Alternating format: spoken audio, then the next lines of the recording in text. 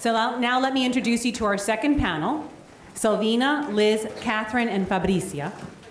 Led by Fabricia, who is not only General Manager of Consumers and Devices at Microsoft Latin America, but also Diversity and Inclusion Champion.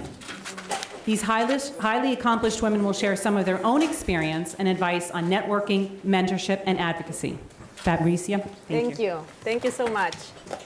So here we are. We are going to talk about the critical success factor for women and men, right? But here we are going to talk more deeply on women, but it's critical for both. So we believe that networking, mentorship, and advocacy are critical for the development or any career, even if you work in a company or if you are an entrepreneur. So we are going to focus on that. I would like first, just if you can shortly introduce yourselves, who you are, where are you coming from, and then we can move to the dialogue. Hi, I'm Liz Oates. I'm Vice President of Finance and Strategy at Celebrity Cruises. Our parent company is Royal Caribbean, and I also lead the Women's Employee Resource Group at Royal Caribbean. And my name is Silvina Moschini, but in Twitter you can find me as Miss_Internet. I'm a technology entrepreneur and a founder of two platforms, one called Yandiki, in which we help creative talent from around the world find job opportunities. And my recent venture is a social impact company called SheWorks, and our goal is to bring professional women into the workforce, back into the workforce by changing the way the work is done, by allowing remote work and helping them find their dream jobs and spend time with the people that they love the most. Hello, my name is Kathryn Rooney Vera. I'm from Bulltick Capital Markets. I'm the head of research and strategy. Before that, I was at Bear Stearns in New York, and I've been here in Miami for the past 8 years. I'm very happy. I'm very excited to be here with you all. Okay, excellent. Thank you very much.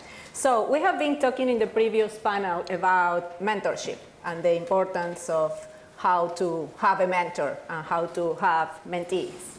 So from my experience, this is something driven by you. So it's driven by the mentee. So I have a lot of experiences having very good mentors and not so good ones, right? So it is important from my perspective that you pick your mentor, because sometimes in the organizations, I work at Microsoft, so there's process for almost everything. So there's a process where someone meet and assign you a mentor, and you receive an email saying, hey, Fabricia, you're lucky enough to have this person as a mentor, so connect with him or her, right? Wow. And then you start the conversation, and you didn't find maybe something to learn from each other or something to leverage on. So in my experience, to have the courage and determination to say, hey, you know what? Maybe I need to find another mentor. It is very important. And then driving this mentorship relationship, you driving it. So you schedule the meetings, you ask the questions you need to ask, you ask for the sponsorship if you need some sponsorship. So from my perspective, this has been a learning. At the beginning, I just approach mentorship as, okay, here I am, you tell me. And this is something that I didn't get a lot of learnings and a lot of benefits. So then I changed, and I can tell you that the experience has been much, much better. So I would like to hear from you if you have some experience in your career about mentorship and how to deal with that. Silvina, you want to start? Yes, of course, gladly. Well, I think mentors are entrepreneurs' best secret weapon. It's a critical person not only to guide you and give you answers and orientations on the things that you don't know, but also to open networks, to be your sponsors. So in the entrepreneurial world, it's much more developed because there are network of mentors and there are organizations like, for example, Endeavor, which is an organization that accelerates high-impact entrepreneurs here in Miami and globally that I'm part of, that have them very, very well structured. So you are matched with different mentors based on what you want to get from them, because some people can be your mentor in life. Some people can be your mentor in finance, in entrepreneurship, can be your mentor in a specific area of expertise that you need, that you don't have, and you want someone with experience to share the wisdom with you. So For me, it was super critical. Initially, I have no idea what to ask, and it was embarrassing because you are in front of someone, you feel that you are taking something from them, and then it feels like, and this is something that happens to women a lot, we feel that we need to give back. So one of the things that helped me enormously was to very openly communicate what I wanted to obtain from this session, treating the sessions with the mentor as if it was a business meeting, establishing clearly what you expect, and also find a way to give back, even if it's like a flower, or if a breakfast, or it's a teeny tiny thing, so the energy flows well in the wall. But don't be afraid to ask, because mentors can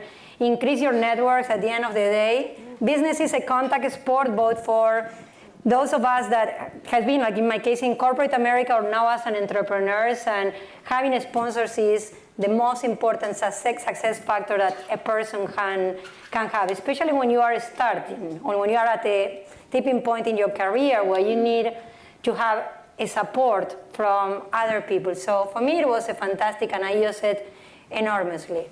Okay, thank you. Who's next? I would just add to that. I wish when I was a mentee, people had told me this, that you'll get so much more out of it if you come and define what it is that you want to get out of it. And so I mentor MBA students at now, and I'll actually tell them at the beginning, I'll say, every time we meet, give me a theme of what you want to talk about. Is it your resume? Is it target companies that you're recruiting for? Is it helping come up with what classes you want to take? And I think if you really define when you're meeting with your mentor what you want to get out of it, you'll get a lot more.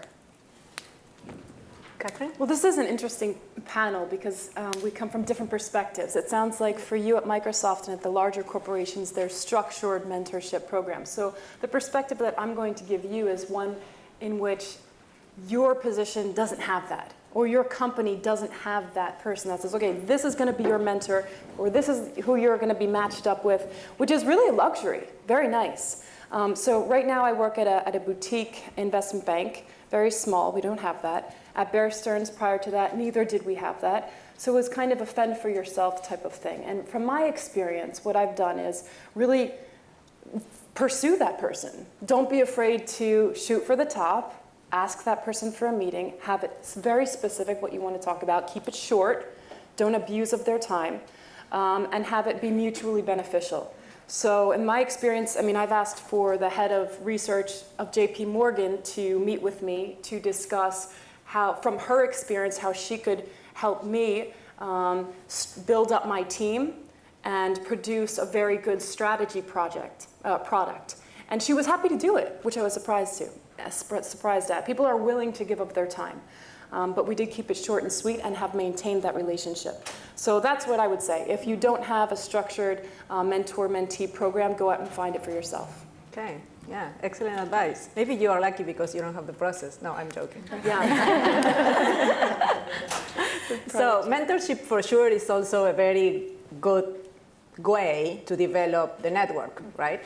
But we have experienced different ways and different things we should do to have a strong network that can support us in our career. So do you have some story you want to share with us on how to develop a network, how the network supported you in the advancement of your career? Well, I think that if you want to receive, you need to give back. So it's a two-way road.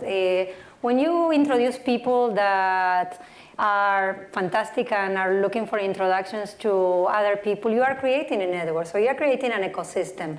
And this is something that to some people doesn't come very natural because some people are very jealous about sharing contact or introducing you or opening doors. And I think it's absolutely wrong. Mm-hmm. The more you give, the more you are going to get back. So I think it's a start with an open attitude, with being generous with your connections, trying to match, trying to put yourself on the other person's shoes and try to find what the other person needs. So you can be there to be, even if it's just with an email intro or with a phone call, helpful for this person. So we create, as women, a ripple effect. So you raise someone raise someone else, and then you create a network of connected people that are helping and supporting each other.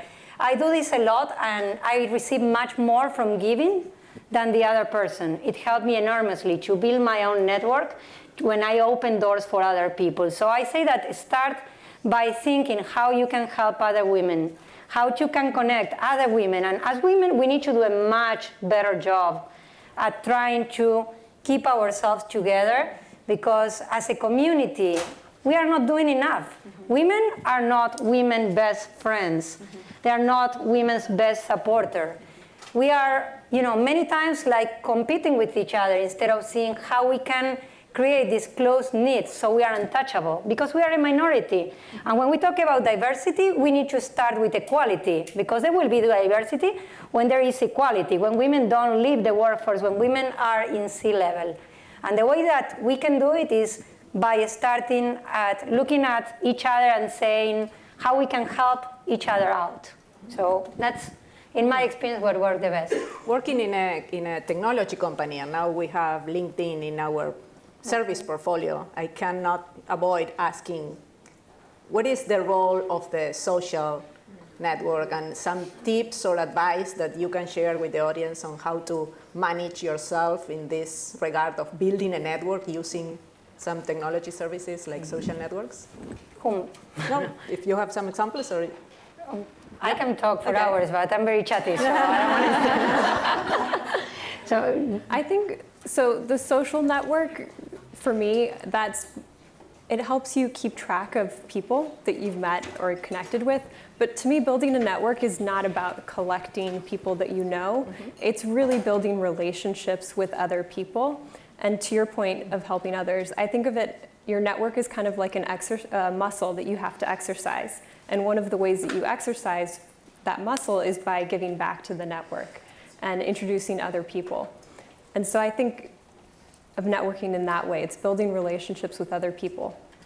Excellent, Kathryn. Concrete examples I would say is, for example, if you have a business trip and you go on your LinkedIn and you find a woman that works in your industry or works in something that interests you, then you can reach out to her and ask her for a simple 15-minute coffee. It works for me. Whenever I go to New York for business, I will pack my schedule with meetings. And they're mutually beneficial in the sense that I give investment ideas and they give me investment ideas, and then we talk about strategies as women, which is what really interests me the most. How do you do it? It's the famous work-life balance, but there's also that strategic office at the home, or how do you deal with the fact that you're the only woman in the boardroom, or you're the only woman partner, or you're the only woman on the entire speaker panel. I mean, a lot of us have had these experiences, and it's very useful and very helpful to sit with another woman and to kind of get ideas. And both of you mutually benefit. So that's what I would say. That's what I use it for. So if there's a person on LinkedIn that I find interesting and I think has a rich background, and we can exchange ideas, 9 times out of 10 they say yes. Tell us a little more about your story. You are the only one partner in your company. You have been developing on that direction. I think it's a very good story to share. Oh, great. Thanks. So I work at Bulltick. It's a great place for women, but there's very few of us. So I've been there for the past 8 years. In fact, our industry, I work in investment services. So I work at an investment bank previous to this as well. And there are very few women in this industry. So it's not something that's unusual. But I'm very proud of the fact that I am the only woman partner at the firm. So that gives me a seat at the table. And I think it's easy for us women, and I'm sure I'm not the only one, to be shy at times. But what I do is power through it, right? When you have fear, just kind of power through it. Vencer la pena, like you say in Spanish, like push through the shyness and speak loudly. So I do speak loudly. And if a man repeats the same thing I just said 5 minutes ago, I will highlight that. And I think we have to do that. Love it. It's happened to me on more than one occasion. In fact, on Monday, I was speaking at an event in New York, and I said an investment strategy idea. And then 5 minutes later, the guy to my right said the exact same thing. And I said, well, like Pablo just said, and I just said before him. So I think that's been one of my experiences. So yeah, it's very neat and very exciting to be able to rise through the ranks. I fully agree with advocacy of other women. And I do think that part of the reason why women tend to maybe not infight, but it is precisely because there's so few of us, right? So it's a scarcity value that a woman perhaps thinks that she may be replaced or displaced.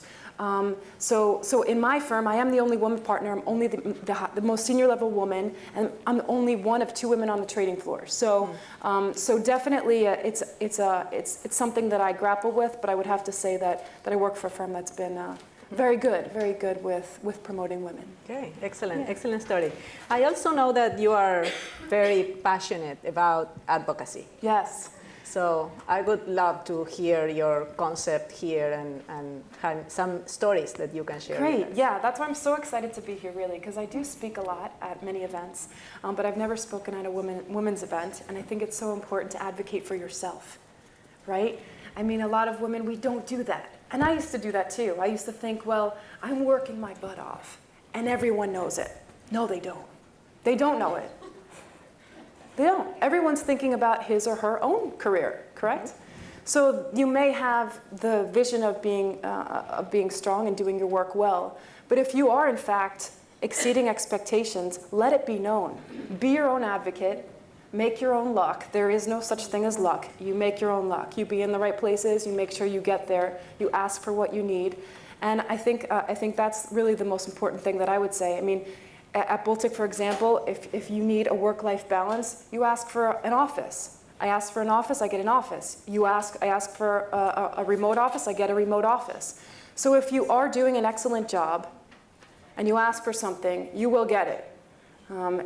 Someone told me, and I think it's so true, it's better to be embarrassed once than suffer through life many times. Mm-hmm. So cut through the embarrassment and ask for it. No one's a bigger advocate for you than you.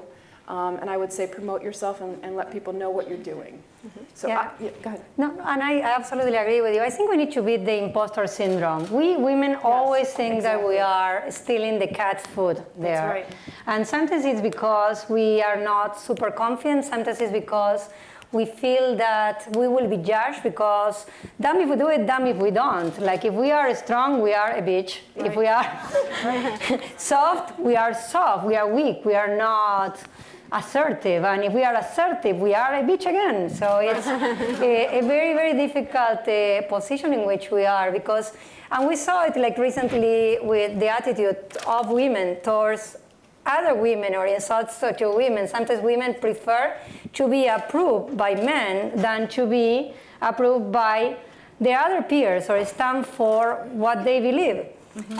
And this is something that we totally need to change. And perhaps our generation won't do much progress on that, although now is the best time to be a woman ever in any field. But if you have a daughter, or if you have a niece, teach your princesses that it's totally okay to be a princess, but a princess that build a castle, to invite the prince, not to be there, sit pretty, just waiting for the prince to save her. Like Fiona on the castle going for Shrek to come and rescue her, because it may not ever happen.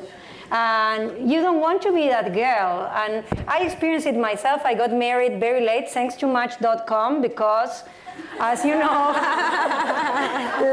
finding love is a numbers game. True. And when you marry at an advanced age, it's very, very difficult to find Mr. Right. It's always difficult to find Mr. Right.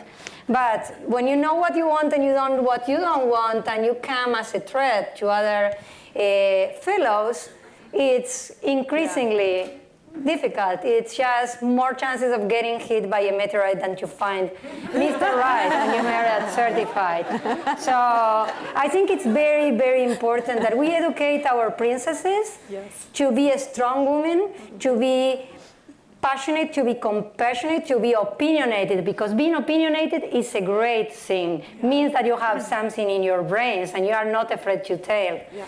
So that's one of the things that it comes to me as when I see young people, especially I love to mentor young women entrepreneurs, because I've been there and it feels, as Kathryn said, like I'm sure that you all experience, it feels very, very lonely. Yeah. And if we don't support each other and we don't teach the future generation that is totally right to choose coding over a doll, to do whatever you want and to say what you want, because if the other person doesn't like it, that's his problem, not ours. Right. At the end of the day, no one's opinion is much more important than the opinion that we have about ourselves. So don't feel that you have to be complacent. Just see life through your eyes and do what you want. And don't be afraid, because the other person, if they don't have the same idea of what it's supposed to be, what you are doing, their opinion is not more important than the opinion that you have about yourself. So I think it helped me. It took me a lot of time. Most beautiful thing about reaching 40 is that you don't give a damn about anything else. Thank you. I would add to that, don't let the statistics limit you or what you think is possible. Because you mentioned earlier how women sometimes feel like they have to compete against one another because of the statistics. But that shouldn't be the case. I think everything is open to us and available to us. And so I would reject the queen bee syndrome and embrace helping others and thinking differently and advocating for yourself and also advocating for others. And I was thinking about this yesterday, and I talked to one of my male colleagues who has been a great advocate for women. He heads our Marine group for celebrity. And over the last year, he's taken the bridge officers from 5% women, less than 5%, to 20%. And I asked him, I said, how do male leaders advocate for women? And his response to me was beautiful, because he said, well, it's really quite simple. You just have to make it a priority. And then he points in his office, he goes, it is one of the United Nations Sustainable Development Goals, number 5. And they share all of the best practices. So if you don't know, you can always look there. Thank you. So you are reminding me some stories. One of the stories is from last week. We have a lot of recognition inside Microsoft, so we ran processes to have the people list to recognize the people that is doing very, very well. So last week we received a list of people for a recognition that we are giving to the people in March. So in my area, so we received the whole nomination list, and we had 28 people in the list, 1 woman. So I had to take a coffee before talking to my team, right? And some relax, breathing, and then I start asking questions. Hey, why you just nominated, I don't know, from this specific country, just men, right? And you didn't. And what I found was amazing. 70% of the men in the list, they auto-nominate themselves. Because you can do that. You can go into the tool and you can say, hey, I did this great job during this quarter, right? No, but it's okay. Yeah. So the process says it is okay. So you can do it. Good. So the managers told me, yes, but from the cases I had, I selected the best cases. So women, we didn't nominate ourselves, meaning we don't go into the tool. We are like princes waiting for someone else to recognize how great we are, right? So then I had dialogue with men. I had the dialogue with the women saying, hey, girls, go. So next time you have to go into the tool and do something different, right? But also with men managers, because I asked them, hey, do you agree on the importance of diversity, gender diversity, that we want to have 50% women, 50% men? Yes, I agree. Okay, tell me, what are you doing to drive that? Because if you agree, what are you doing? And they told me a lot of things they are doing, and say, hey, okay, do you know that you are not nominating women, but maybe you have to do something different with women than the things we do with men. Maybe we should encourage women more.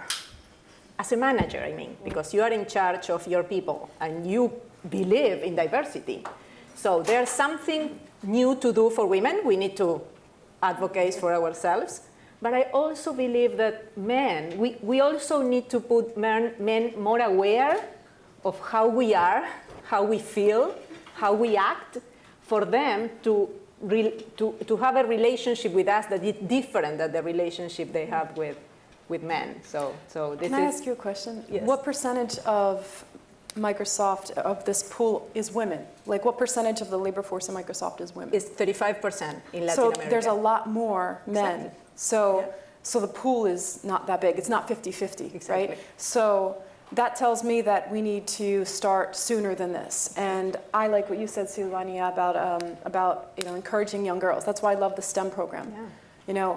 Get our girls to realize that engineering is great for them, instead of Barbies, or if they love Barbies, that's fine. But I mean, like, you can give them. They can code Barbies too. Barbies, it's fine. I'm not saying Barbies are bad, but I like the STEM programs for girls because then more women will be in Microsoft, and it's not like men have to stretch to reach for women to fill a quota, which I'm personally against, to be honest with you. Because as a woman, I don't want the bar to come down just to slide me in. I mean, if it's 30% women, 70% men, it is what it is. We need to get more women into Microsoft. More women, more young women need to enjoy engineering if they want to, and if they don't want to, it's fine. But I think the key is bringing up our girls to pursue what they like. I have a little girl, and she actually said to me, it was very disappointing. It was sad commentary in society. It doesn't matter what choices you give to girls, no matter what school you put them in. My little girl says, for Christmas, Mommy, I prefer boys' toys. That's sad, I prefer the boys' toys. And what does she mean? She means the Lego toys, dinosaurs, engineering toys, science projects. That's what's considered boys' toys. That was quite appalling. And then there was another thing that came out with I don't know if you ladies saw it, but it was Boys' World and Girls' World, and they put the magazines side by side. I don't know if anyone saw this. It was really appalling. It's pretty sad. Yeah, I personally wrote to all the women I know in the TV industry to say, please blow this up, because it was meant, the boys' life was what do you want to be when you grow up, astronaut or engineer? And then the girls' like was how to be the most popular girl in school or something like that. And I thought, this is really sad. So I think it comes starting with the next generation, or even this one, basically promoting girls into enjoying the harder sciences, so that Microsoft is more 50-50 rather than 30%. Yeah, and absolutely agree with you. But also, when you grow up, it's just, we see that women get into the universities. Women represent 54% of global university degree graduates.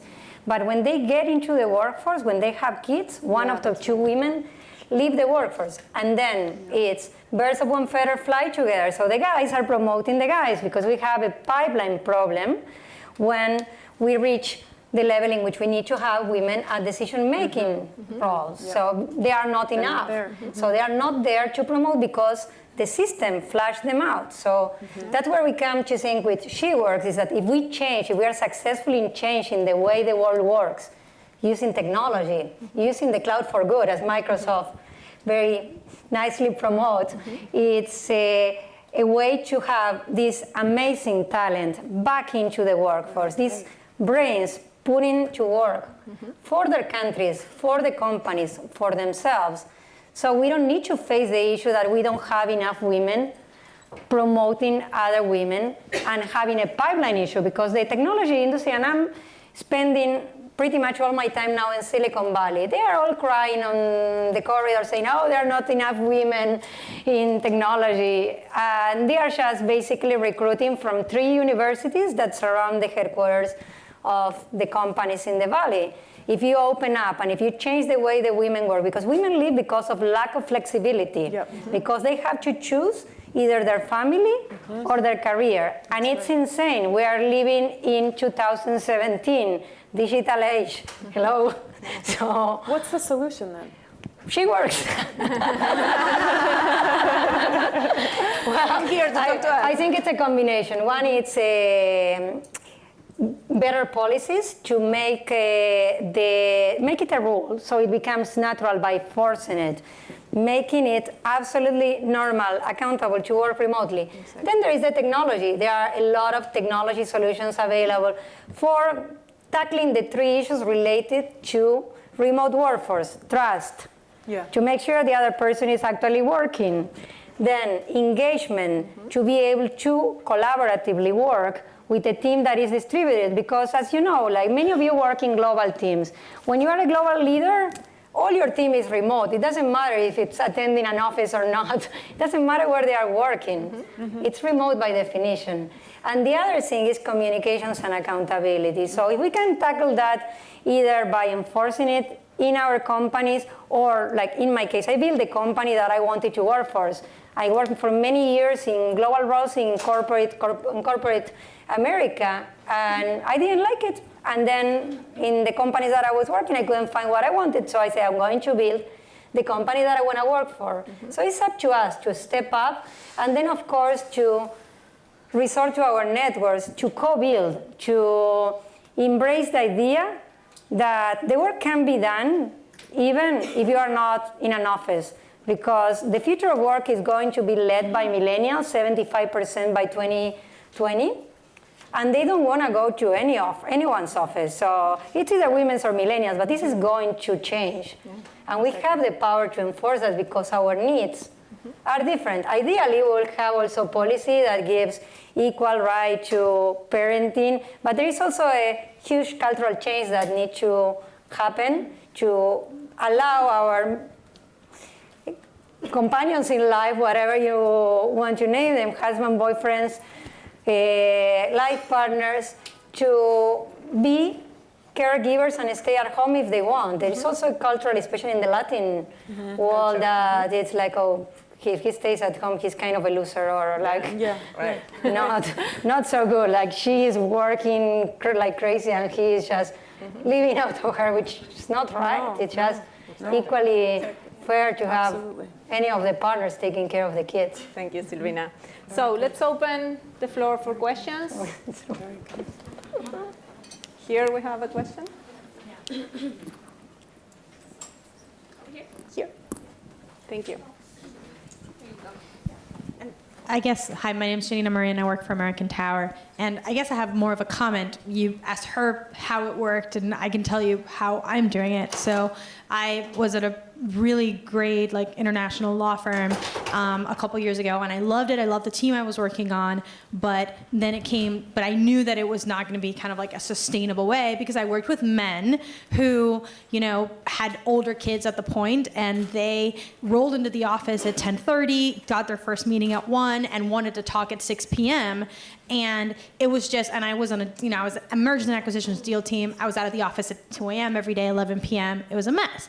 I moved to American Tower, where I work on an international team, and there's still an expectation that I have to be there, which I think there's a bit of a compromise, right? Because I do think this kind of like Gen X, nobody ever wants to go to the office ever, is not sustainable. There are expectations on the other side that you do have to show up sometimes because you are part of the team, and some people will want to see you. But I've gotten a great amount of flexibility in that I wake up from home, I log into my computer at 6 a.m., start answering emails. Then it's kind of like when the kids are off at school, and I have a 2-year-old and a 9-month-old. Once they're kind of like at school and with the nanny, then I go walk the dog, shower, get to the office. At 5 p.m., I have to shut down because I have to get home and then put my kids to bed, and 2 hours later, I'm back on the computer if I need to. And I've been going to bed really late every night this week, getting international deal documents changed, drafted, and I couldn't be happier.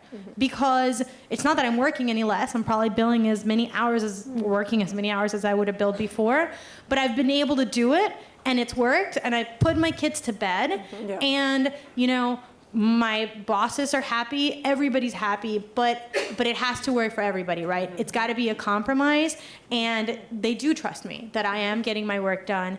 And some people don't like it. Some people would want to be there more 8 to 5, but those people aren't being listened to, I guess. And that's how it works for me. And I think it's great. And like I said, I couldn't be happier. Thank you for sharing. So we have been talking here also about flexibility. So the issue is not the number of hours you can work or not. It's just to have the flexibility. We implemented some processes in our company because the flexibility you need, or the work and life balance, it's a unique thing. It's not the same for you and for me, that I have my daughters, one is 23 and the other is 19, so it's not the same that having 9 months, right? So for me, it's different than for you. So we run a process where our managers have this dialogue with the people, proactively, saying, hey, what is balance for you? And maybe there are some people that says exercising in the morning is very important for me, but I play tennis and nobody plays tennis at 6 a.m., so I have to do it at 9. So these days I'm going to get to the office at 11, and this is very important to me. There are some people that maybe they need to commute and they prefer to commute later just to avoid the high traffic, and that's important for the people. So having that kind of dialogue with your manager is critical, for then we can have clear expectations. If you are not in the office at 9 a.m. every day, your manager knows that's what you have a reason and you have the agreement, right? And maybe you can connect later at home or whatever the agreement you have. So flexibility is the key for sure. So here we have another question. Oh, sorry, here. Okay, thanks. Well, first of all, fascinating discussion, and you're such a lively and dynamic panel, so I've been enjoying it. My name is Arlene Amitirigal, and I'm at Diageo. And my question is more about how do we encourage some of our younger women in the workforce to find their voice, to own the space that they've been given. And I ask this question because I see so many talented young women. They have great ideas that they want to express, but they're holding back. And I find it so interesting that, the baby boomers, the Gen Xers have had to power their way through. And now, I'm seeing a lot of younger women in the workforce who are hanging back and not understanding how to put themselves forward. What kind of advice would you give them? How do they overcome that perhaps fear that they have? Liz, do you want to comment? Raise your hand. So our CEO, Lisa Lutoff-Perlo, for Celebrity, she has a philosophy for women that you have to raise your hand and ask for something. And I think the way I would see it is volunteer and take on opportunities, and maybe it's a project that no one else wants to do, but volunteer to do it. And if you do a good job with it, you might get the really interesting project as a result of that. Kathryn, you're very passionate about asking. The best advice I ever got was from my mother, and she said, fake it till you make it. Absolutely.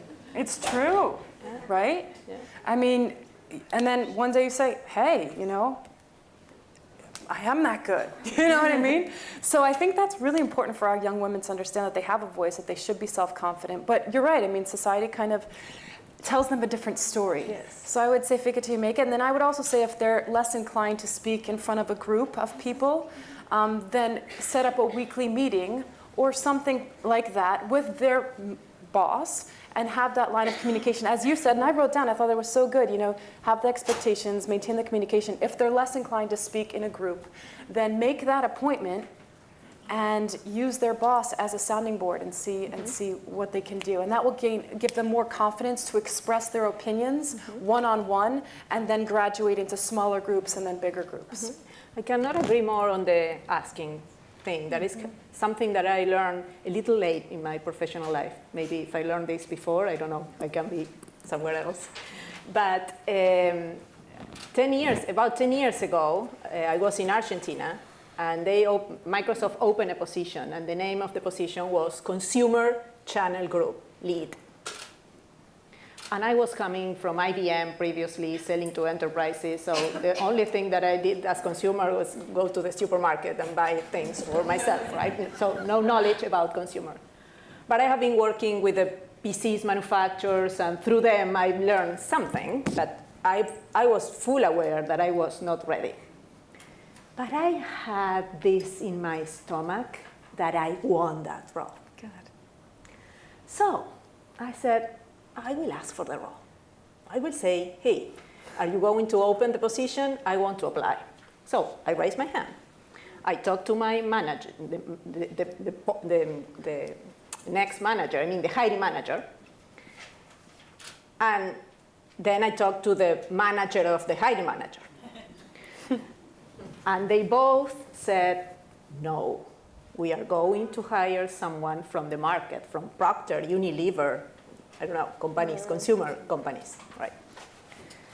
So I went home and said, hey, you know what? I want this, and I know that I can do it. A lot of learning, but I believe that I can. So that weekend, I wrote an email to both of them saying, hey, I understand that I'm not ready because I'm not an expert in consumer. So I understand your decision. I'm not saying you're wrong. The only thing I want to tell you is, first, I really believe I can learn and I can do this job. And second, you are going to need at least 6 months to go to the market, make the list, hire someone from outside. So I have a proposal for you. If you give me this role for 6 months and I really screw up, in 6 months, you can continue with the hiring process, do it. But in 6 months, you can hire the person you want to hire and I will find another job. But give me this possibility. So they said yes. And now I'm leading the consumer business for Latin America, right? Good for you. That's fantastic. That is great. So I couldn't agree more. So even if it is crazy, you can just ask for that. And crazy things can happen. And believe in yourself. I think it's key. And happens to me when I came to the US, I came to study a master's in crisis communications. And I saw I was going to be saving companies from the Exxon Valdez of this world. Suddenly one day while living in Houston, I got a job offer to lead communications and public affairs for Compact for Latin America. And I took it, and I know I was absolutely inadequate for the position because I have no idea about technology, because I was managing risk communications for the environmental oil and gas industry. But I knew I can work hard, and I believe in myself enough to know, as Fabricia said, that I will be able to learn. So whatever you don't have, even if you feel that you are not ready, you can always learn. Because everybody, even if they come from a different country or a different company, they will have to learn the industry. So for the first 6 months at Compact, I have every single night a nightmare. I couldn't sleep because I saw that someone will realize that I have no idea what I was doing. Because I didn't have any idea what I was doing. But I was so forced and so determined to learn, to define the little processes, to define the resources that I needed to acquire, to find the network of people who will support me when I was at my weakest, because it was totally new for me. That it ended up working out, and 1 year later I was promoted to not only to confirm in that role, but also promoted to lead all international markets in that position. Mm-hmm. So my problems changed from not having enough sleep and the concern that someone will realize that I have no idea what I was doing, to not being able to go to the supermarket because I was working night and day, trying to take myself to the next level because I already proved that I could do it. So I think it all starts with believing in yourself, but also going back to where we started is creating the right network of people who can support you. If you're in a company that do not have policies, try to build internal groups so you can put pressure. So there are diversity initiatives, even when they are informal, because now companies are listening. Women and diversity and inclusion is the top priority. As Elizabeth said, 5 mandate from the sustainability goals of the United Nations. Everybody is aware of the need to do it. Mm-hmm. So even if they don't exist formally, you can take the lead. You can become the diversity leader. And to have diversity, you need to have women on the table. There is no way you can have diversity without equality and without inclusion. So, right. Not rocket science, just like that. Oh my goodness. My name is John Moreno Escobar. I'm a private consultant, and this is an amazing space. I want to say that I used to work for the council in New York, and Randy and Susan were kind of my biggest mentors when I started as a college student, getting an internship over there, and seeing women like them being in positions of power like they are, and seeing how they manage those relationships with presidents of nations and different CEOs and CFOs was a way to see how I wanted to see myself in the future. And I'm also fortunate to see there's a lot of men here. We are a minority today in this room, but I think that this conversation is really important. If we want to understand women and the role that they play in our lives, I think that we have to listen to these conversations. And I have I want to address 2 things that maybe you guys could help me with that. The first one is about advocacy. There is any advice that you guys give to the young woman or the older woman here in terms of advocating for different regulations within their companies, a nursery room, what things that you have been talking about in your companies or experiences that you had in the past. And the second one is about Latinas, right? Because we're talking here about women, but we're not talking about another section who's not really in the conversation right now, which is, you know, the percentage of Latinas in Microsoft might be X number, but the number of Latinas in roles that the VPs or heads of different companies. So if you could just address that, any of you, that would be great. Please, do you want someone? Well, I have an anecdote to that effect in terms of women's, I guess, breastfeeding and all that. So we did not have a built-out maternity leave at my firm for people, more senior level women, because I was the most senior level person. So when I got pregnant, I redid the maternity leave, so just wrote it up. So made it compliant with what the norm is in the financial industry standard. So now we have that built out, but it's something that I went and talked to the CEO about and said, we got to have this. We got to be in line with everybody else. If we want senior level women, if we want to attract talent, we have female talent, and if we want to see women rise, we have to be compliant with industry standards. So I wrote that, and it worked out really well, and since then I've had 3 children, and a lot of other women have also benefited from the plan. So I think that's important. Another thing is just talking, requesting, because my sense is that there is a disposition to say yes. Upper management, and if they are male, just don't know what it is. So they can't read our minds. We have to communicate that. If you need a nursing room, we're now getting a nursing room at our next office.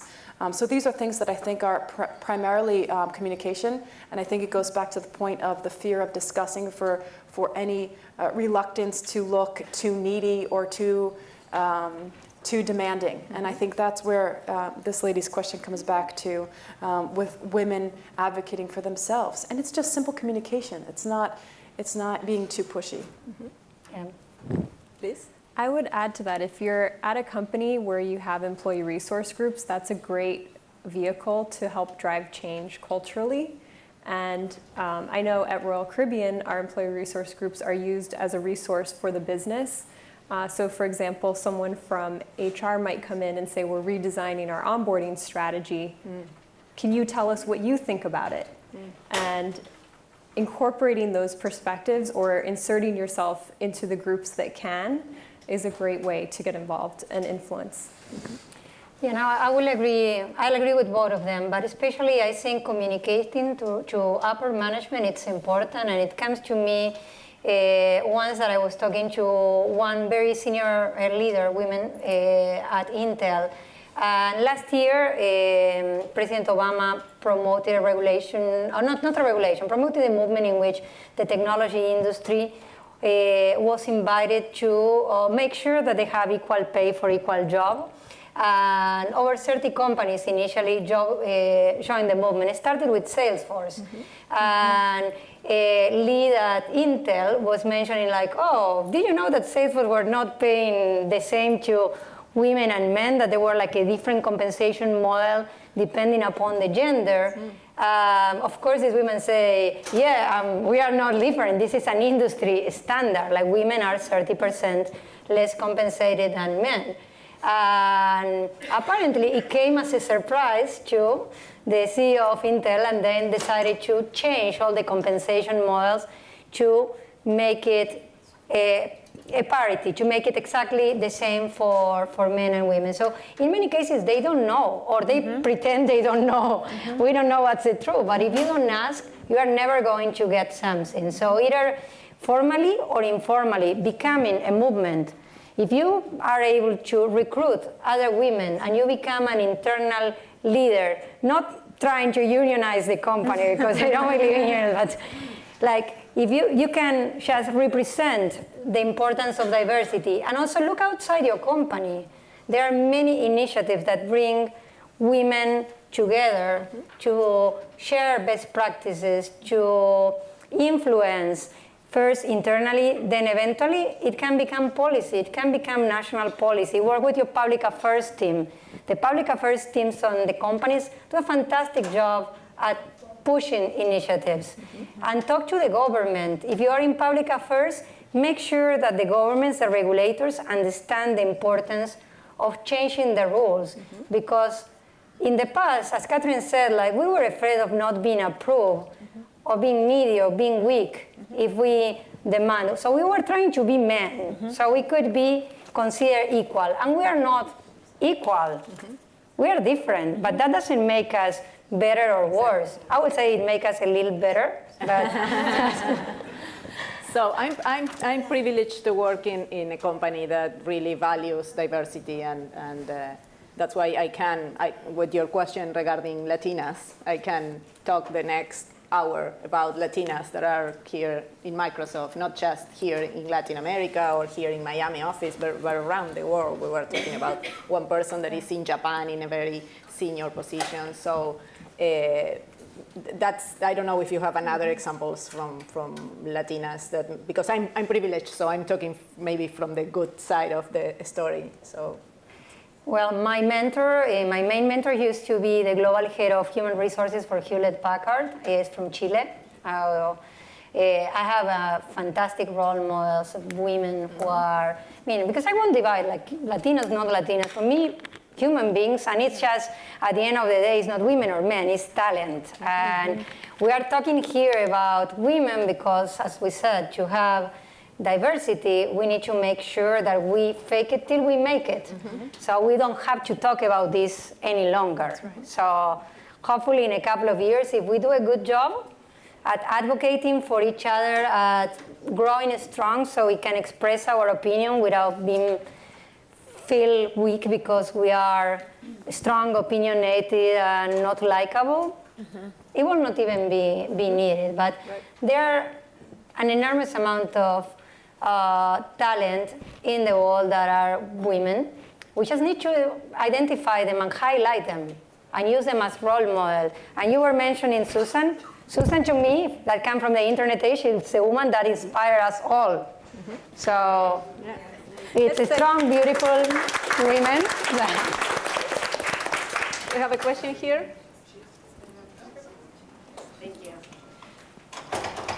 Well, good morning. My name is Ana Larrea Albert. I am Vice President of PR and Marketing for a European shipbuilding company. So if you can understand that, I stand out like a sore thumb in that environment, also in oil and gas. I am the highest ranking American, let alone Latina, in the company. So I understand the loneliness in some areas. But I think a very important point that you made, Fabricia, was the quality of the mentor, because it doesn't necessarily mean that you're going to be a good fit. You mentioned this also earlier. There has to be a good fit. And a lot of that has to do with training.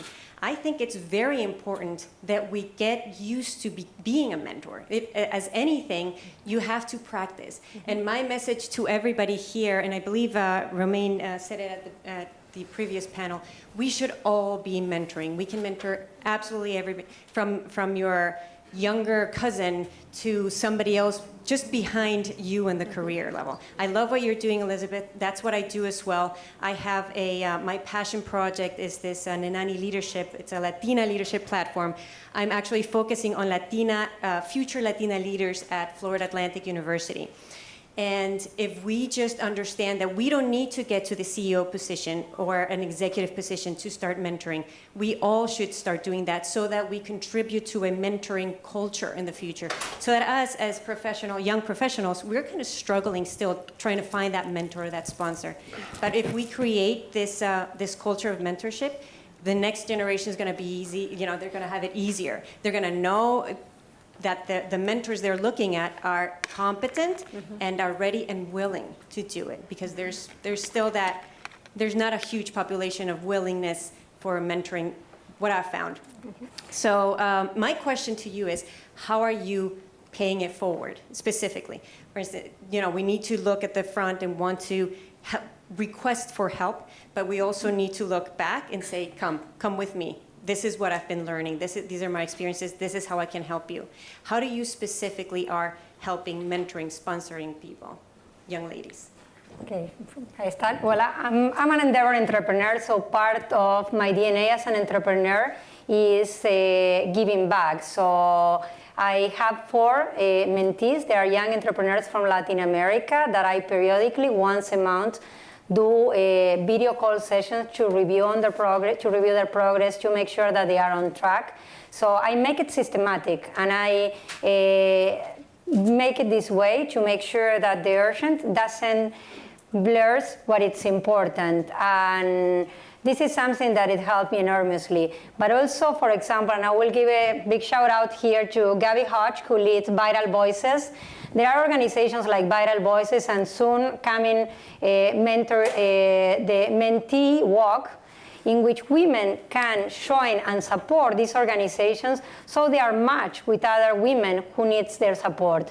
Because it's not like you are going to walk with a sign that says, I'm available to be a mentor, or someone will necessarily reach out, because sometimes they don't know how to ask. So organizations like Viral Voices and this Mentee Mentoring Walk are extremely important, so you can focus some of your energy and make a commitment to spend 5 hours per month. It's nothing. 5 hours per month can change the opportunities of another human being.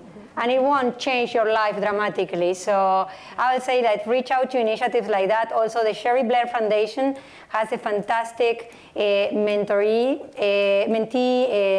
and mentors network.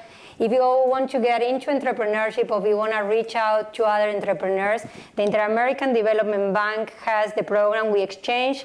I help build this program so entrepreneurs from Latin America can have access to mentors, both men and women, because talent has no gender. And I want to emphasize this, because we don't want to be a bunch of women talking about women. We want the gentlemen to join us and to see us what we are, talented human beings, and allow us to believe more on ourselves. And then when we are there, make sure, no matter if we are, like as you said, at the top of the pyramid, we always have something to share.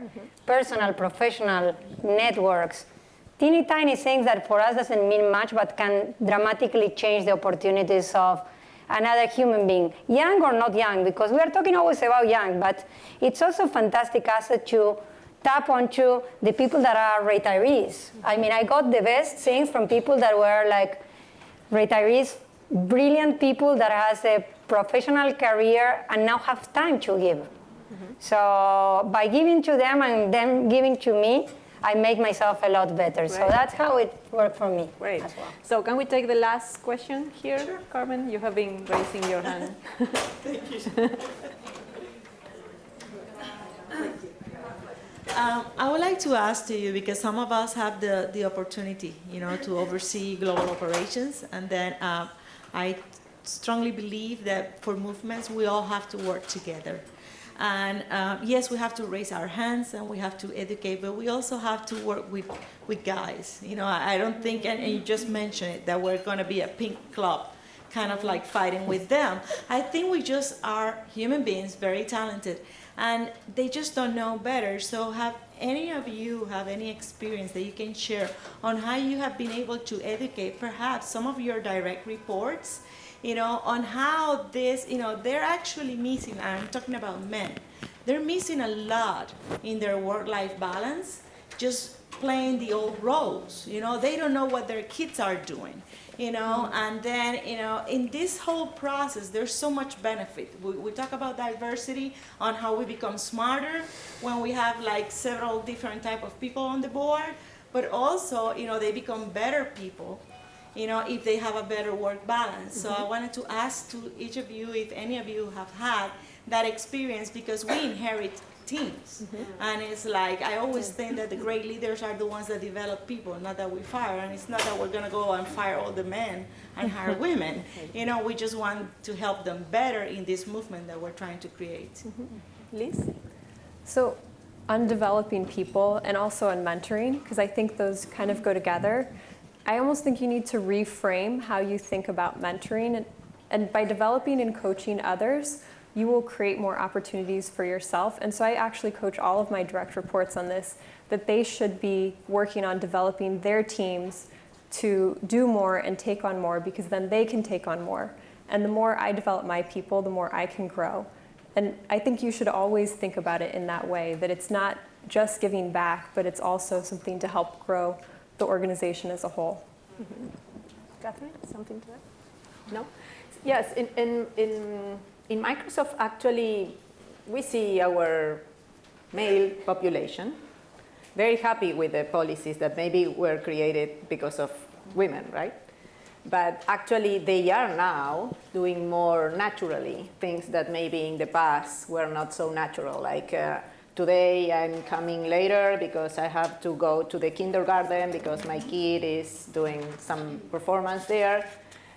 Or today, I'm going to the doctor, to the physician, to visit the physician with my kid. So I think this is good for both, for male and female. And in my case, being a female manager, I encourage men to take advantage. You know, say, hey, this is not a policy for women. It's a policy for everybody. So you can take advantage of the flexibility on the things that you want to prioritize. And maybe in different cultures, we have to do it more proactively. But yeah, for sure they can. And if they enjoy it, they also are more flexible later, right? Absolutely. Because they understand how to enjoy flexibility. Totally. And also teach your partner, because it's not all about the work and what the boss says to your employees. It's how you train your partner, or how you choose the right partner, so he can be an equal partner in the relationship. So he can claim his right to take the kids to school. The issue is that I never found a man that says, no, I don't like that, or I'm not interested in my kids. No. It's just they are acting from some kind of mandate coming from the past that they need to do that role. And when you say, okay, no, relax, right? You can do both. Now the world has changed, and I think it's a much, much better world. But the same way we are acting from some mandates from the past, the princess and something like that, they are also there, right? But just opening the dialogue is very good. So we are on time. I have Madeleine here saying like, we are on time. So thank you, Madeleine. So thank you so much. Thank you so much for the panelists here. You have been great.